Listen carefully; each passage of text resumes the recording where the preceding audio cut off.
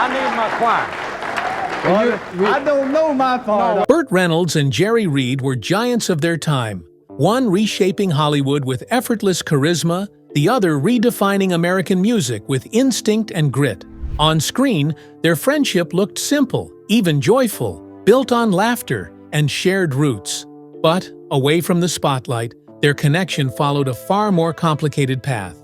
And before Burt Reynolds passed away, he finally said what he had kept buried for years about Jerry Reed, and no one was prepared for it. The duo everyone loved. For years, audiences believed they understood the bond between Burt Reynolds and Jerry Reed. On screen, they looked inseparable, two men perfectly in sync, trading humor and loyalty as if it came naturally. The chemistry felt genuine because it was. But behind the laughter and box office success, Reynolds noticed something about Reed that never reached the public, something that didn't fit the carefree image. Decades later, when Reynolds finally spoke about it, his words cast their legendary partnership in a very different light. But long before audiences embraced them as an inseparable duo, their connection began quietly, almost by accident. Reed first crossed paths with Reynolds in the mid-1970s, appearing alongside him in WW and the Dixie Dance Kings, and later Gator. These weren't cultural events on the level of what would come next, but they allowed Reynolds to see something others didn't yet notice. Reed wasn't trained like a traditional actor. He didn't perform with polish. What he had instead was timing, instinct, and an ease that cameras don't often forgive in newcomers. Reynolds took note. By that point, Reynolds was already operating from a position of power in Hollywood. After Deliverance, he had transformed into a box office force almost overnight. His blend of toughness and humor made him bankable, and films like The Longest Yard solidified his appeal. By the mid-1970s, he wasn't just starring in movies, he was shaping them. That influence became crucial during the development of Smokey and the Bandit. Reynolds wasn't just the star of the project, he was directing it too. And when it came time to cast the role of Cletus "Snowman" Snow, the truck-driving counterpart meant to balance the Bandit's swagger, the studio had other names in mind. Jerry Reed wasn't at the top of their list. From their perspective, he was a musician first, a novelty casting choice with limited film experience. However, Reynolds disagreed. He insisted on Reed because he already knew what Reed brought with him. Reed was Southern. He understood the rhythm, the humor, the pauses, and the culture that the film depended on. Reynolds knew that kind of authenticity couldn't be manufactured. And because of their earlier work together, he trusted Reed's instincts completely. At the time, Reed didn't need Hollywood to validate him. He was already a Grammy-winning country musician, respected for both his songwriting and his guitar work. Songs like Guitar Man and Amos Moses had made him a recognizable voice in American music long before audiences ever saw him in a cowboy hat on screen. What he didn't have yet was a defining film role. Smokey and the Bandit changed that. Reed didn't just play Snowman, he shaped the sound of the movie as well. He wrote and performed Eastbound and Down, a track that didn't just accompany the film, but became inseparable from it. The song captured the speed, humor, and rebellious tone of the story, so precisely that it turned into the film's unofficial narrator. For many viewers, the opening notes alone still trigger memories of truck stops, CB radios, and open highways. On screen, the chemistry between both men was flawless. Reynolds played the smooth outlaw with movie star confidence, while Reed countered him with grounded humor, plain talk, and impeccable comedic timing. They reunited for Hooper, where Reed again fit naturally into Reynolds' world without disrupting it. But it didn't end there. They returned for Smokey and the Bandit 2, and later appeared together in the ensemble chaos of the Cannonball Run. When Reynolds chose not to participate in Smokey and the Bandit Part 3, Reed stepped into the lead role himself, a move that would have been unthinkable just a few years earlier. That alone spoke volumes about how far Reed had come, and how closely his screen identity had become tied to the franchise Reynolds helped build. Off-screen, the friendship was just as real as audiences suspected. They shared similar backgrounds, similar humor, and a shared understanding of Southern identity that wasn't exaggerated or performative. Reynolds frequently spoke with admiration about Reed's talent, especially his ability to move between music and film without losing credibility in either space. Yet even during their most successful years, Reynolds quietly noticed things about Reed that most people didn't. Behind the jokes, behind the relaxed presence, there were signs of struggles that never made it into interviews or press tours. Reynolds would later admit that what he saw off-camera stayed with him, and that some of it troubled him more than he let on at the time. Because while the audience saw a perfect partnership, the men behind it were carrying far more than the public ever realized. What Burt Reynolds hid from the public. For most of his career, Burt Reynolds projected an image of ease and control, a man who looked comfortable in his own skin and seemed to move through Hollywood without visible strain. Yet behind that public confidence was a private reality shaped by physical pain, emotional isolation, and a series of consequences that slowly accumulated long before the public noticed anything was wrong. Reynolds had built much of his reputation on toughness and credibility, and part of that came from his refusal to rely heavily on stunt doubles, a decision that earned him respect on set but left lasting damage that never truly healed. From early in his career, Reynolds pushed his body far past what most leading actors were willing to tolerate, insisting on doing his own falls, fights, and high-risk action whenever possible. And while that commitment added realism to his performances, it also resulted in injuries that followed him for decades. The damage wasn't limited to a single incident or role. It compounded over time, with knee problems, back pain, and lingering physical limitations becoming part of his daily life, even as his screen persona continued to suggest strength and invincibility. One of the most serious setbacks came during the filming of City Heat, when an accident left Reynolds with a severe jaw injury that required extensive medical treatment and a long, painful recovery, introducing him to prescription painkillers that would remain part of his life far longer than intended. What the public didn't see was how that injury changed his relationship with pain and control. As ongoing physical discomfort became a constant presence, his reliance on medication blurred the line between treatment and addiction. This complicated his health at a time when his career was also beginning to shift away from the dominance he once enjoyed. As roles became less frequent and box office momentum slowed, the physical limitations he had long ignored became impossible to outrun. This left him with reduced mobility and chronic pain that shaped his later years far more than most fans ever realized. Alongside the physical decline was an emotional struggle that Reynolds rarely addressed openly during his peak. This was because his brand depended on charm, humor, and confidence rather than vulnerability. Privately, he battled depression that deepened as his injuries worsened and opportunities narrowed.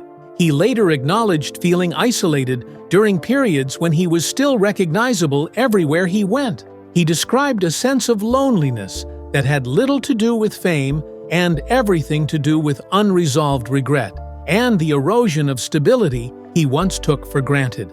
That instability extended into his finances, an area where Reynolds' public image again masked a far more complicated truth. Despite earning millions during his most successful years, his spending habits, business decisions, and personal life steadily undermined the financial security those earnings should have provided. Reynolds invested heavily in ventures that failed to produce returns, maintained an extravagant lifestyle that assumed his income would never slow, and underestimated how quickly expenses could overwhelm even a substantial fortune when career momentum faded. The situation worsened in the early 1990s, when mounting debts and legal costs pushed him toward bankruptcy. A major factor in those financial troubles was his marriage to Lonnie Anderson, a relationship that attracted intense media attention from the start and became increasingly contentious behind closed doors. Their marriage, which lasted from 1988 to 1994, ended in a bitter and expensive divorce that drained his resources through legal fees and settlements. This added emotional strain to an already difficult period. As his finances deteriorated, Reynolds was compelled to auction off personal memorabilia and prized possessions, items tied to his career and identity, not as a symbolic gesture, but as a practical necessity to cover debts that had become impossible to manage quietly. Romantically, Reynolds' life followed a similar pattern of intensity, followed by loss, with high-profile relationships that rarely ended cleanly and often left lasting emotional damage. Although he was linked to several prominent figures over the years, one relationship remained central in his own reflections long after it ended: his connection with Sally Field, whom he later described as the love of his life.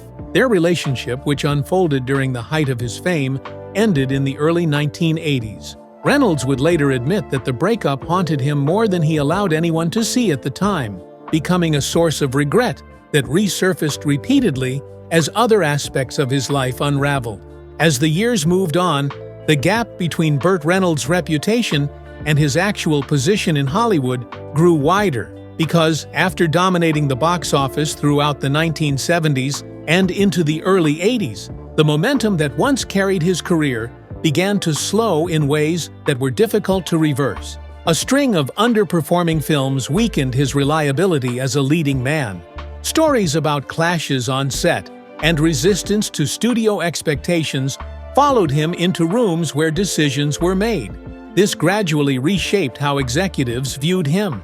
The industry that had once built projects around his presence became cautious, then distant, leaving Reynolds to confront a professional decline he had never planned for and did not publicly acknowledge at the time. Reynolds continued working steadily, but the roles lacked the cultural weight of his earlier successes, and the confidence he once carried into negotiations no longer translated into leverage. Hollywood had moved on, and Reynolds, who had thrived in an industry that once celebrated his instincts, found himself navigating one that no longer rewarded them in the same way. That's why his appearance in Boogie Nights surprised nearly everyone. Cast as a demanding and volatile director, Reynolds delivered a performance that stripped away much of the charm he was known for and replaced it with something rawer and less comfortable. The role earned him an Academy Award nomination and briefly repositioned him as a serious dramatic actor, opening the door to opportunities that had seemed closed only a few years earlier. Yet, even as the film revived critical interest in his work, Reynolds later distanced himself from it, describing the project as too dark and expressing discomfort with its tone. This reaction reflected his ongoing struggle to reconcile his public legacy with roles that challenged it. At the same time, the physical and medical consequences of earlier years continued to shape his daily life, particularly his reliance on prescription medication. This complicated his health and contributed to the frailty that became increasingly visible as he aged. His condition worsened as heart problems emerged, culminating in quintuple bypass surgery in 2010, a procedure that underscored how much his body had endured long after the cameras stopped celebrating his toughness. Despite these setbacks, Reynolds never fully stepped away from work, continuing to accept roles and make public appearances even as his health declined. Privately, he spoke more openly about loneliness and regret, particularly as friendships faded and the pace of life slowed. He reflected on the cost of decisions made decades earlier, including turning down roles that later became landmarks of American cinema. He turned down roles in One Flew Over the Cuckoo's Nest and Terms of Endearment, choices he admitted weighed on him as reminders of opportunities that might have reshaped his later career. In his memoirs, Reynolds presented himself without the bravado that once defined his public image, describing a life that, despite extraordinary fame and success, left him feeling unfulfilled and burdened by mistakes he could no longer correct. And while Reynolds' struggles unfolded largely out of sight, his closest collaborator during his most celebrated years was facing a quiet unraveling of his own, one that followed a different path but led to equally heavy consequences. The tragic struggles that followed. Jerry Reed. long before audiences knew Jerry Reed as the quick-witted snowman or the man behind some of the most recognizable country guitar riffs of the 20th century. His life had already been shaped by instability, poverty, and a level of hardship that never fully loosened its grip. Reed was born into a poor cotton farming family in rural Georgia, where financial uncertainty was constant and emotional stability was never guaranteed. Those early conditions forced him to grow up quickly in circumstances that offered little protection or predictability. As a child, Reed spent time in foster care after his family situation became increasingly unstable, moving between environments that provided shelter but rarely a sense of permanence. Music became his refuge. He picked up the guitar at a young age and showed an unusual natural ability almost immediately. He absorbed rhythm and melody intuitively rather than academically, and by his teenage years, he was already playing in bars and nightclubs, performing for adults. Reed began recording music in the 1950s, entering an industry that offered opportunity but little patience for artists who didn't fit neatly into commercial expectations. His early label contracts failed to deliver meaningful success, not because of a lack of talent, but because his sound didn't align cleanly with prevailing trends. During this period, Reed supported himself through odd jobs while continuing to write, play, and record. That persistence finally paid off when Elvis Presley recorded Reed's song "Guitar Man," an event that shifted Reed's standing within the industry almost overnight. Presley's endorsement didn't just validate the song, it validated Reed as a songwriter and musician, opening doors that had previously remained closed. From that point forward, Reed's career gained traction, eventually leading to chart success, Grammy recognition, and broader public visibility. Yet even as professional recognition increased, personal habits formed earlier in life remained firmly in place, particularly his dependence on cigarettes. Reed was a heavy smoker for most of his adult life, and while the habit rarely entered public discussion, it quietly affected his health over time, contributing to physical limitations that became increasingly difficult to ignore. His upbeat personality and relaxed humor made it easy for audiences to assume he was unaffected by the pressures of his career. But those closest to him understood that the energy he projected often concealed ongoing struggles with dependency and self-regulation. As the years passed, the consequences of those habits began to surface more clearly. Reed developed emphysema and other serious health conditions that steadily reduced his stamina and lung capacity.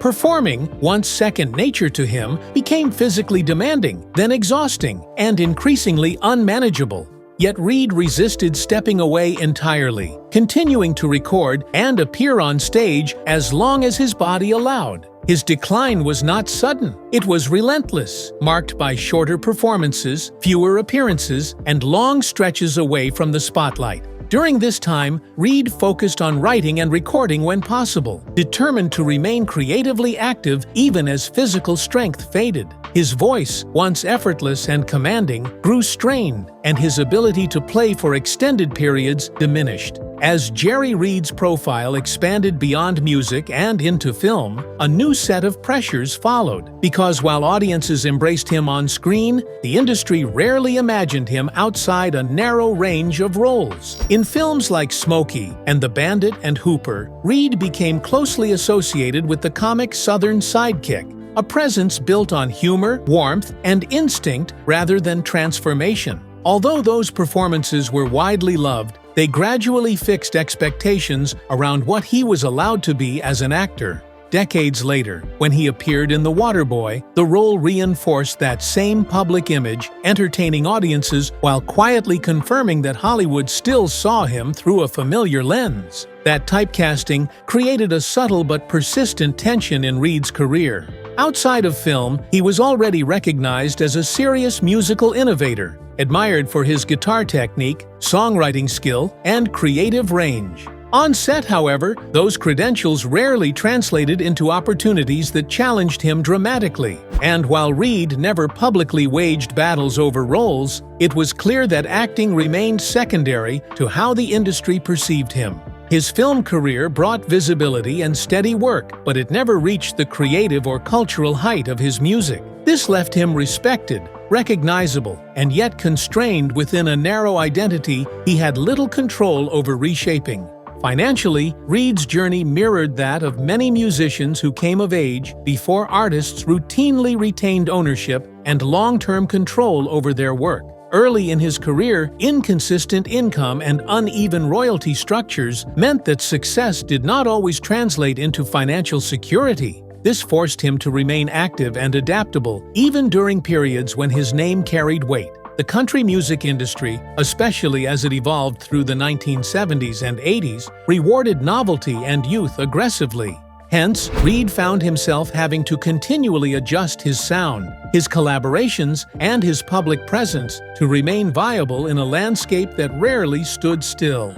In the 1990s, that adaptability took the form of collaboration when Reed joined the Old Dogs alongside Waylon Jennings, Mel Tillis, and Bobby Bare. The group drew on shared history and established reputations, offering Reed a way to reconnect with audiences while honoring the kind of storytelling and musicianship that had defined his earlier years. It wasn't a reinvention in the modern sense, but it was a reaffirmation, a reminder that his relevance rested on substance rather than trend. Even as his health deteriorated, Reed resisted retreating completely from creative life, continuing to write, record, and contribute wherever his physical condition allowed. According to those closest to him, he remained active in the studio for as long as he could, working steadily until his body no longer cooperated. Not out of obligation, but because creation had always been his default state. The gradual loss of stamina limited performances first, then travel, then extended sessions. Yet Reed adjusted quietly, reducing visibility without announcing an ending. On September 1, 2008, Reed died in Nashville, Tennessee, from complications related to emphysema, closing a life defined by endurance more than ease. His passing was felt immediately across both the country music world and the film community. Tributes focused less on chart positions or box office numbers and more on the consistency of his contribution and the way his presence had shaped projects without overpowering them. And as reflections on Reed's legacy began to surface, one voice carried particular weight. Long before the public revisited their partnership, Burt Reynolds had privately shared thoughts about Jerry Reed that revealed a deeper, more complicated truth about the man audiences thought they knew. This confession would later cast their famous friendship in an entirely different light. Burt Reynolds breaks silence on Jerry Reed. When Burt Reynolds spoke publicly about Jerry Reed later in life, his words carried a different weight than the lighthearted stories audiences were used to hearing. By then, there was no project to promote and no image left to protect, only reflection shaped by distance and loss. Reynolds consistently returned to the same point whenever Reed's name came up. His talent wasn't singular, and it wasn't accidental. He spoke about Reed as someone who moved effortlessly between music and acting, explaining that Reed understood timing in a way that couldn't be taught, and that his instincts elevated every scene they shared. Reynolds was especially clear about the role Reed played in shaping the identity of Smokey and the Bandit, noting that the film's energy didn't come only from performances or stunts, but from its sound and rhythm, both of which Reed helped define. He repeatedly pointed out that Eastbound and Down wasn't just a soundtrack addition, but something that became inseparable from the film itself.